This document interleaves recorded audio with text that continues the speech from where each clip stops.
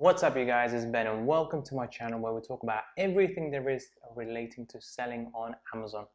So today's video is going to be quite an interesting one because we're not going to be talking about my successful products and how much money I'm making, etc. But what we're going to do is discuss some of the products that I completely and utterly failed on. Okay, and to be completely honest, I think it's really important and it's part of the learning process. And even though these failures did cost me quite a bit of money, however, and time effectively, however, they have made me a much better seller overall.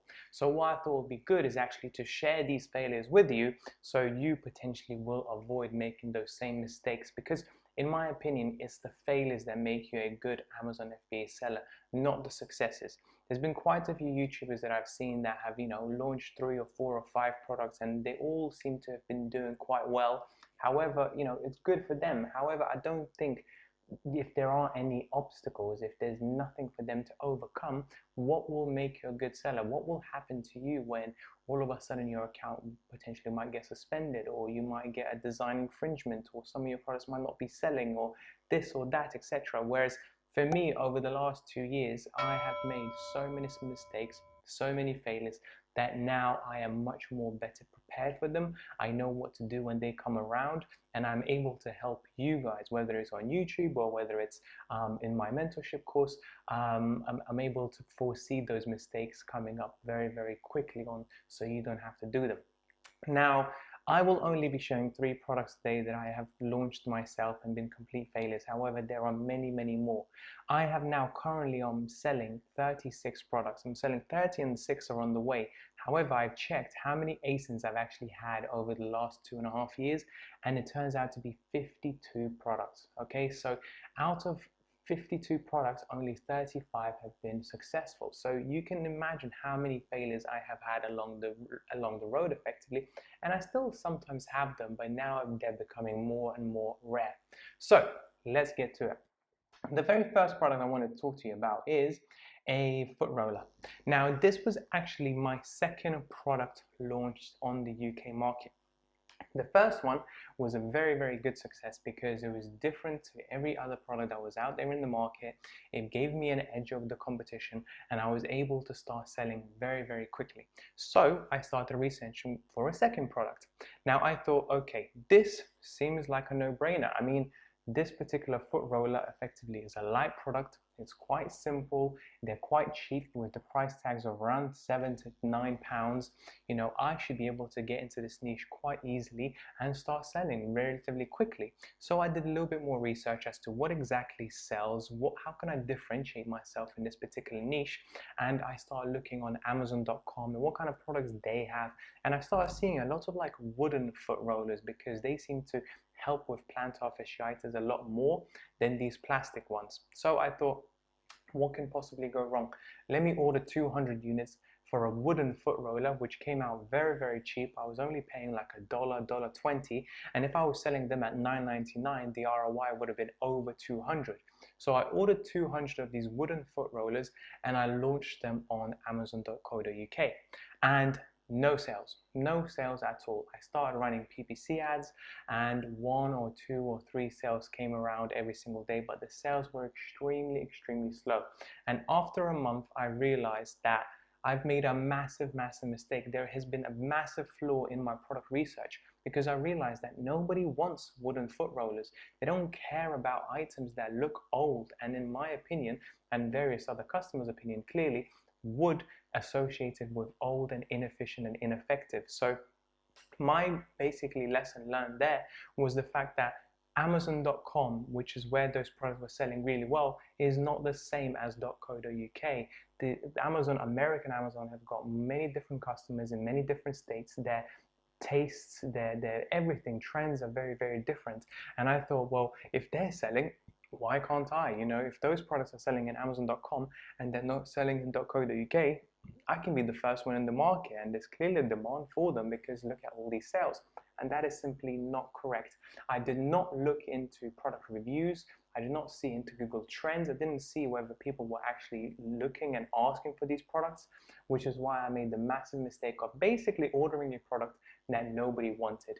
And furthermore, Once Christmas came and I was down to the last sort of 80 units, they started selling relatively well. I started selling 3 or 4 a day, and I thought, okay, perfect. Now the product is picked up. Let's get onto the let's get order of a few more, because now clearly the product is on the first page. So I ordered another 200, and it fell off completely, because after New Year's, after Christmas, the sales tapered down on everything again, and eventually I had to sell them out. It did take a while for me. It was a mistake, unfortunately, and it did cost me a little bit of money in terms of PPC, but I've learned a very, very valuable lesson as to not base my research onto other marketplaces. It's different people, different cultures, sometimes even different currencies.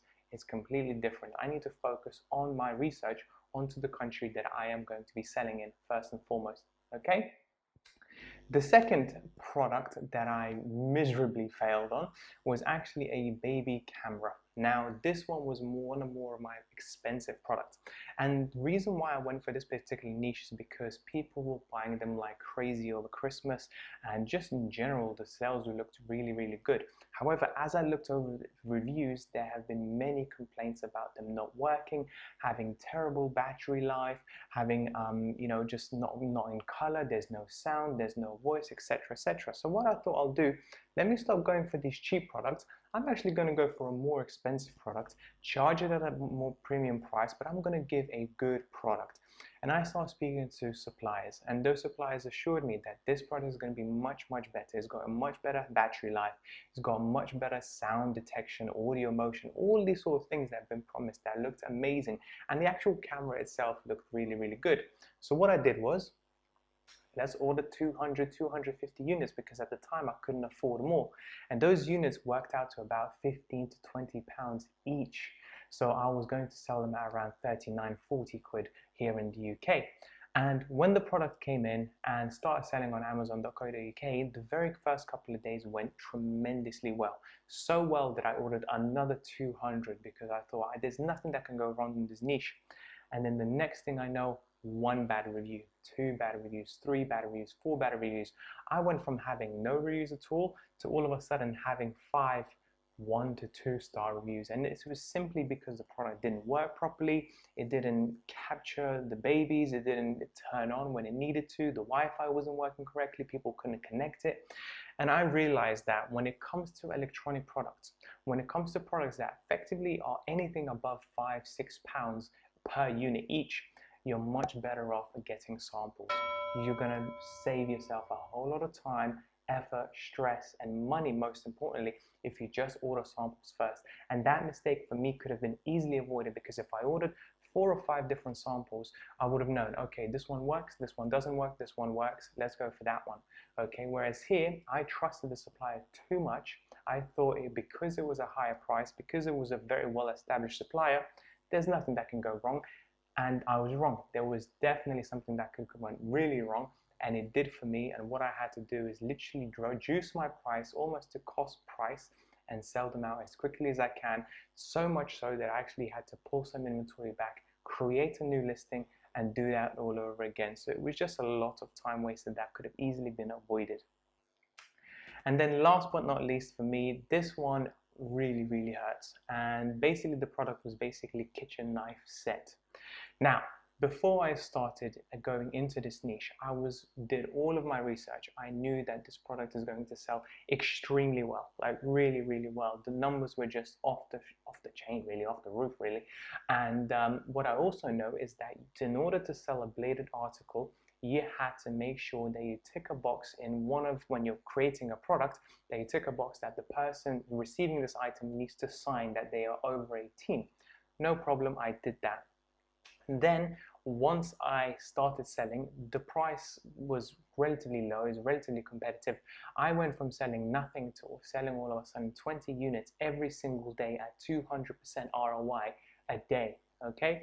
And this is when Sarah told me, and it was a great idea of her, as to why exactly should we be moving from one niche to another? Why can't we, if we like a niche such as this, why don't we start selling there more and more products? Why don't we just go for it? So we ordered another kitchen set and then a third kitchen set, thinking, we can just basically release a few products and make the most of money that we can possibly make. And as those products came in, we got completely blocked. Completely blocked, because basically what Amazon told us, that yes, this is a kitchen set, but effectively kitchen sets are not to be sold on Amazon. Only bladed articles can be sold on Amazon if they are a part of a cutlery set, which in our case was not the case. It was a kitchen set where it was only knives. It was 4 or 5 different pairs of knives, and we were stuck. We were stuck with around 2,000 units effectively of these 3 different sets of knives that we couldn't do anything with. So what we did is we started selling them again. We created new ASINs to start selling them, try and build the reviews, and we were able to sell off quite a large portion of them as quickly as we could on amazon.co.uk at a very, very low price. And we sold them again in Spain, in Italy, and the other European marketplaces. Now, before we sold all of them out, Amazon blocked us again, and we didn't want to play with the system anymore. So what we decided to do is pull all of the inventory back, which by that point was about 400 units, go to the local car boot sale effectively, and just give them away, sell them off at a couple of pounds, try and make as much money as we can as possible. And that was pretty much it. So that one was a very, very sort of painful one, because we really thought we've had a good niche. It was selling really, really well, and I thought it would be a breakthrough product that we were all being basically looking for and waiting for. And unfortunately that wasn't the case, and we moved away from the niche completely. So the lesson learned there was basically to do a little bit more research, a little bit more digging. Just because somebody else is selling a knife set or whatever that you don't think is allowed doesn't mean that you will be allowed, that you won't get caught. Make sure you do your research. Make sure to speak to Amazon. Make sure to speak even to me, because I have done this before. I know what is allowed, what's not allowed, what you should put in your title, what you shouldn't put in your title, how the system works, and how these products get caught by the algorithm, because that's how Amazon is being run. So I really hope you guys found this video useful. Like I said, I think it's crucial for me to share not just my successes, but also my failures as well, because that's where all the lessons are. That's what makes you a good seller. That's what will make you a long-term seller, because the next time these mistakes happen, or failures happen, you know where you can learn from them, you avoid them, and then you move on. And it's very, very important for you to be able to pick yourself up and move on and not give up, because we could have easily given up. We could have easily just thought, oh, leave this business model, it's not going to work out for us, we're just going to have to move on to something else. But no, you just continue to persevere. Look for other options. You can sell on different marketplaces. You can sell on a car boot sale. You can create new ASINs. You can sell in a different country going forward. There are so many options that I can get into on another video. But until then, that's pretty much it for today, really. So I really appreciate you watching. Thank you so much. Please don't forget to subscribe to the video and like if you found this information useful. If you do have any video ideas at all, please do comment down below. And I'll speak to you soon. Bye bye.